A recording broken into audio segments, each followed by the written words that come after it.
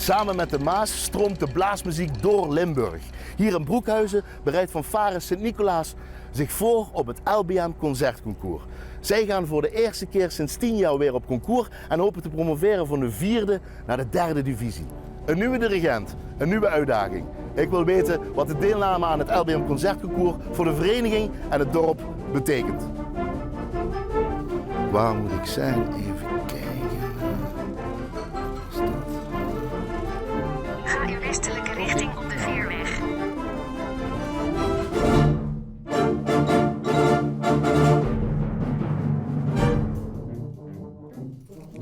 Als het goed is, moet ik hier zijn bij familie Hermans. Even kijken. Je bent gearriveerd. Ja. Mevrouw Hermans? Ja. Hallo Emiel. Ik heb een afspraak met die zonen Puk en Peer. Zijn ze thuis? Ja, komt u binnen. Dankjewel. Komt u door. Puk, Emil is hier voor jou. Ja, dankjewel mevrouw Hermans. Hey Hoi. Puk, met Emiel, hallo. Dag Emil. Alles goed? Jazeker. Wat ben je aan het doen? Een brommer aan het poetsen. Mooi. Jullie gaan naar het LBM Concertconcours. Wij doen mee aan het LBM Concertconcours omdat we 10 jaar geleden voor het laatst op concours zijn geweest. We hebben veel nieuwe leden, we hebben een nieuwe dirigent. Die dirigent heeft ambitie, wij hebben ambitie. En we willen gewoon eens laten zien dat wij van de 4e divisie naar een 3e divisie kunnen gaan. Ik hoor promotie. Ja, zeker. En Daar dan? gaan we wel voor. En dan? Ja, dan is het feest.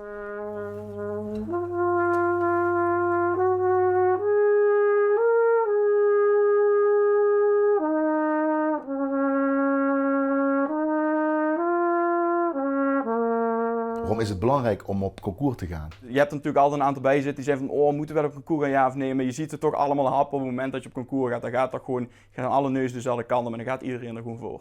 Ik denk dat het goed is voor de ambities van muzikanten, dat er net iets meer gevraagd wordt. Dus het heel erg goed is voor muzikanten, ook vooral voor jonge muzikanten, om net een extra stapje te zetten en gewoon jezelf blijven te verbeteren. De dirigent heeft besloten dat ik die solo mag doen, dus ik moet echt zorgen dat hij, als het zover is, dat die piekfijn in orde is.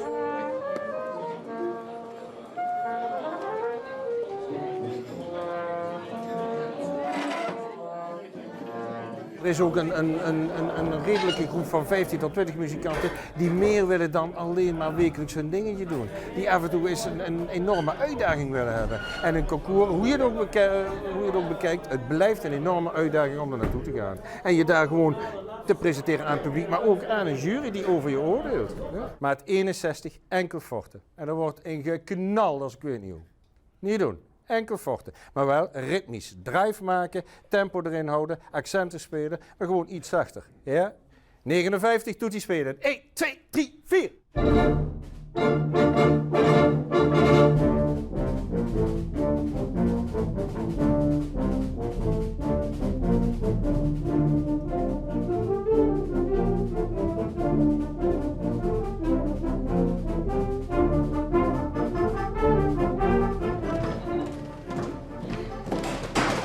Jos, ik zoek Jos.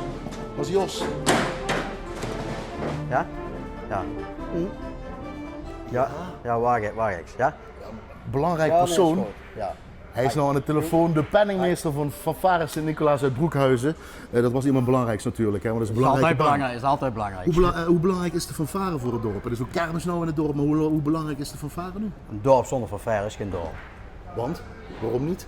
Ja, bij alle festiviteiten, bij alle gebeurtenissen in het dorp is een fanfare aanwezig. Die is ontzettend belangrijk. De hele familie zit in de fanfare. Mijn broertje Peer, Goof en mijn vader zit allemaal in de fanfare en ik zelf speel slagwerk. En als je samen muziek aan het maken bent, dat is gewoon iets heel moois, iets heel speciaals. Ik denk dat gevoel, dat kan je nooit iemand geven die niet in de muziek zit. Maar je kan ze zeker wel enthousiast maken over wat muziek inhoudt en ze enthousiast maken om niet van naar de muziek te komen luisteren.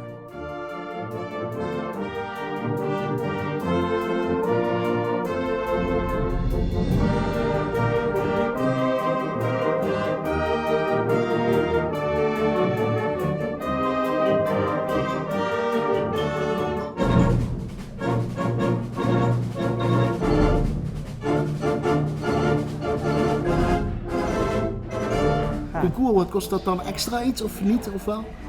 Tussen de 5.500 en de 6.000 euro kost dat extra. En hoe krijgen we dat bij elkaar, meneer de penningmeester, Jos? veel werkzaamheden door de leden. Zoals? Zoals bijvoorbeeld een avond werken aan de bar met de kermis. Ja. Wij verhuren podiumdelen met de vereniging. Dus dat dat staat een podium, dat brengt dan indirect ook wel geld op voor de Maar dat voor de zijn fanfare. peanuts, of niet? Dan verkopen we kerstbomen, we hebben sponsoren, sponsorcontracten voor bijna 1500 euro. De vrienden van de fanfare niet te vergeten, Die zijn ook heel belangrijk, die hè? zijn met 100 leden, dat is toch een goede 5000 euro per jaar voor de vereniging. Ja, die hebben we gewoon nodig. Je bent gearriveerd. Hier moet ik zijn, de rozenkwekerij. Huub Jeuken van de Rozenkwekerij. Emiel, de voorzitter van de Vrienden van de Fanfare van Broekhuizen. Wat betekent dat, de voorzitter van de Vrienden van de Fanfare van Broekhuizen?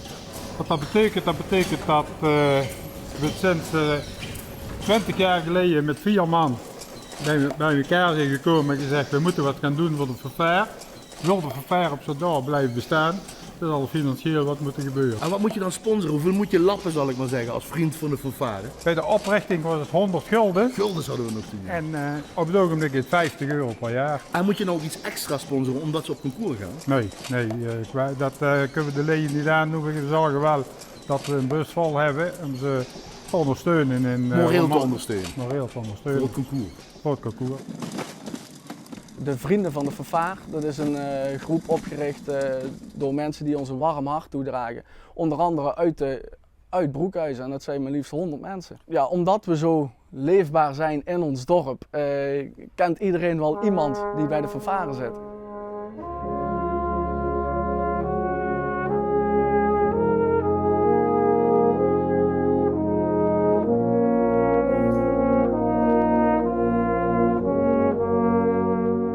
Nou, zo'n 3 keer per week probeer ik thuis het instrument aan te raken en dan een 3 kwartier tot een uur te spelen.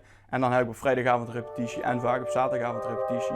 En dan komt voor het concours komen daar natuurlijk een aantal extra repetities bij. Dus de komende tijd raken we er gewoon wat meer aan en je ziet jezelf er nog gewoon echt vooruit gaan. 1, 2, 3, 4. En. Ja. Stuk beter. Nou komen de kleine finesses, die moet ik er nog uit gaan halen. En dan ga ik dus ook weten hoe ze daarop reageren. Voor mij is het belangrijk om te weten, zeg maar, van hoe reageren ze als ik echt in die materie kruip. Als ik echt zeg, en zo wil ik het hebben en zo moet het doen. En dit is niet goed. Nog een keer. Nou moet het eruit gaan komen. Dus daar ben ik gewoon heel erg benieuwd naar. En ik hoop natuurlijk dat een mooi concert oplevert, de 22e.